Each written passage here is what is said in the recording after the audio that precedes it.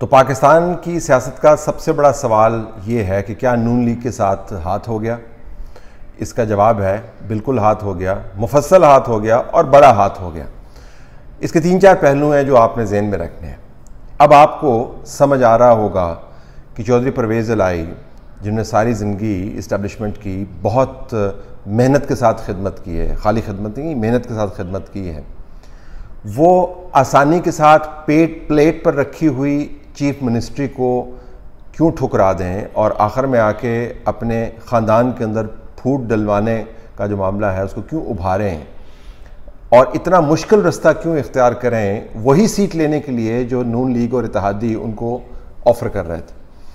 परवेज़ इलाही ने आखिर में आके गुच्चा क्यों दिया, अब आपको समझ ये आता है कि प्लान कभी ये था ही नहीं कि नून लीग और इत्तेहादी मरकज़ में और नून लीग से बनी हुई हुकूमत पंजाब में काम करें। उसकी बुनियादी वजह ये थी कि अगर नून लीग से बनी हुई हुकूमत पंजाब में काम करेगी और नून लीग लीड रोल में होगी मरकज़ में, तो फिर अगले साल इन्होंने अपनी मुद्दत हर हाल में पूरी करनी है, क्योंकि इनके पास पंजाब छोड़ने का कोई इंसेंटिव नहीं है। परवेज़ इलाही अगर चीफ मिनिस्टर बनते हैं तो फिर चीफ मिनिस्टर बनने के बाद और नून लीग की सपोर्ट लेने के बाद वो किस मुंह से असम्बली को तहलील करने का सोचेंगे। अब परवेज़ इलाही चूँकि एक मुश्किल रास्ते से चीफ मिनिस्टर बन गए हैं और इमरान खान की पार्टी की मदद से बने हैं, तो अब उनको किसी किस्म की कोई परेशानी नहीं। जब इमरान खान कहेंगे वो असम्बली डिज़ोल्व कर देंगे।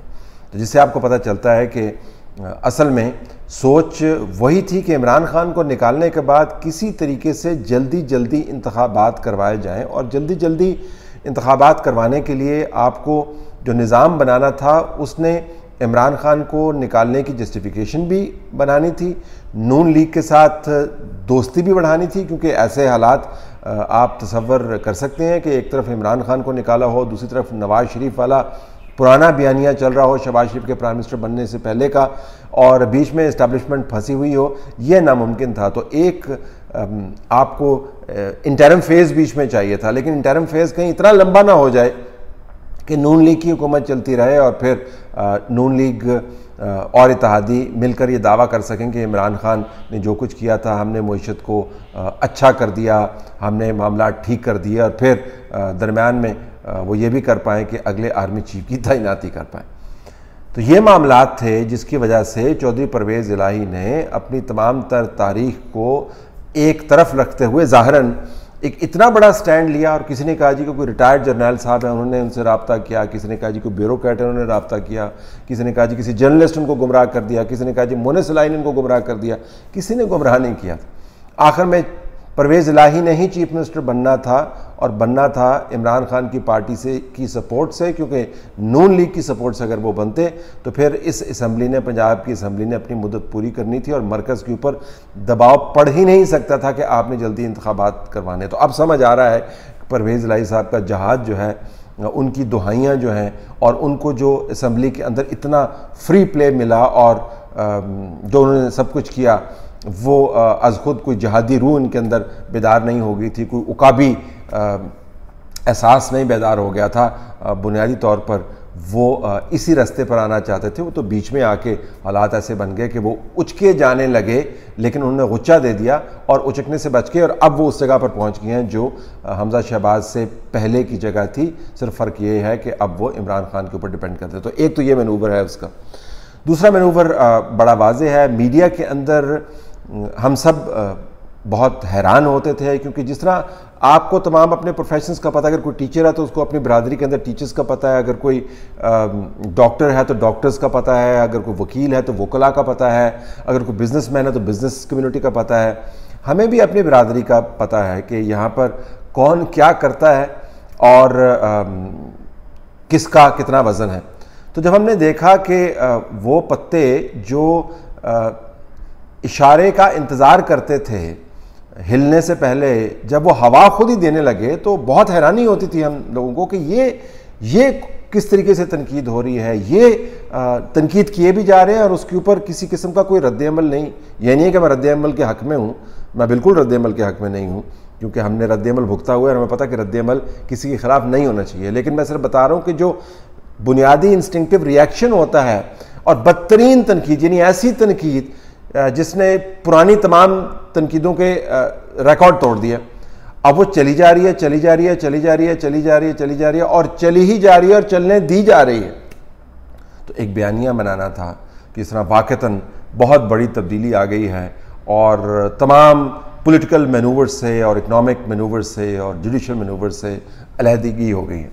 अब पता चला कि बुनियादी तौर पर तो स्पेस क्रिएट की जा रही थी मैनूवर करने के लिए, तो मीडिया का मैनूवर भी आपको समझ आता है। अब अदालती तौर पे अगर आप देखें तो अदालत उज़्मा का चीफ जस्टिस साहब के ऑर्डर के अंदर जिस गुस्से का जिक्र है बाज़ जगहों पर, वो गुस्सा भी आपको समझ आता है क्योंकि इस तमाम काम के अंदर उनकी सुबकी बड़ी हुई है। मैंने एक ट्वीट में कहा था कि तीनों जज साहबान जो हैं वो मोतबर तरीन जो पाकिस्तान के नाम है उनकी सब में खड़े होने वाले हैं, अजमत सईद शेख के साथ, खोसा साहब के साथ, साकिब निसार के साथ, ऐसे जजों के साथ खड़े होने वाले हैं। लगता है कि अब उससे भी आगे दर्जे पर चले गए हैं। तो जज साहब का जो गुस्सा है इस डिप्टी स्पीकर की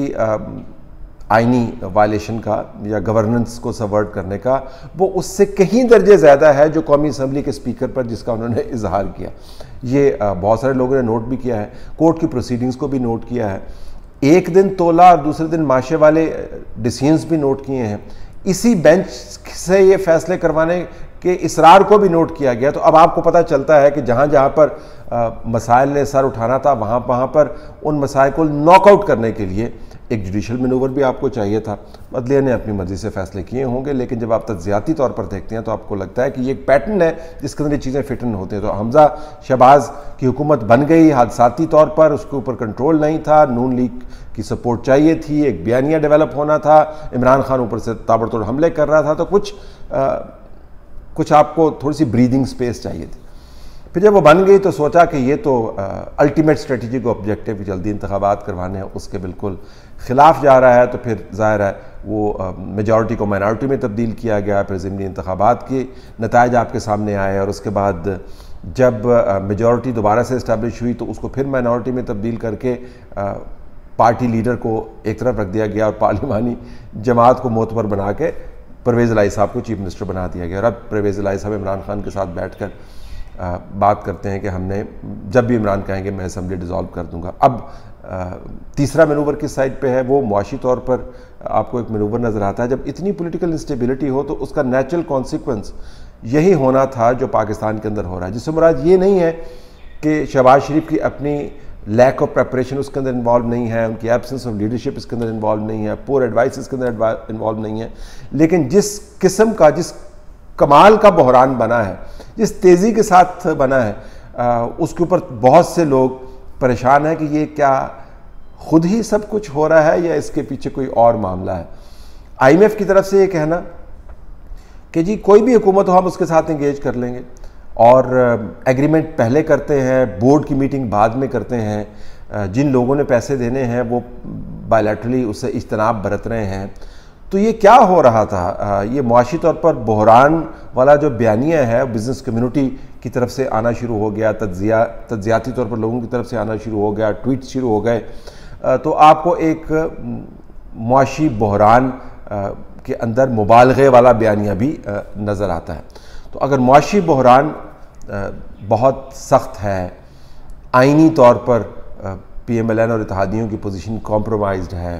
पंजाब और वफाक के अंदर अब आपको लड़ाई होती हुई नज़र आती है, तो फिर शहबाज शरीफ से और PMLN से बातचीत करना जल्दी इंतखाबात के जो अल्टीमेट स्ट्रेटजिक गोल था वो बहुत आसान हो जाता है। अब देखना ये है कि आने वाले दिनों में जो 3-4 मैनूवर्स हैं, एक मुनसफीन का मैनूवर है, एक मीडिया का मैनूवर है, एक इकॉनमी का मैनूवर है, एक परवेज़ इलाही और सियासी मैनूवर है, ये मिलकर क्या वाक़तन नून लीग को कन्विंस कर पाएंगे कि जल्दी इंतखाबात करवा लें? लोग कहते हैं कि जरदारी साहब इस पर इत्तफाक नहीं करेंगे। उनको बड़ी हैरानी होगी कि जरदारी साहब और पाकिस्तान पीपल्स पार्टी किन किन लोगों से बात कर रहे हैं। तो ये तज्जियाती पर्सपेक्टिव मैंने आपके सामने रखा है। हो सकता है इसमें से बाज़ जगहों पर आपको तज्जियाती खींच भी नज़र आए, लेकिन मैं आपको बता रहा हूँ कि पाकिस्तान की तारीख़ के पेश नज़र और इन मालूमात के पेश नज़र कि जब इमरान खान गए तो अव्वलीन तरजीह यही थी कि जल्दी इंतखाबात करवाए जाएँ। ये खारिज इम्कान नहीं है जो मैंने आपके सामने बयान किया।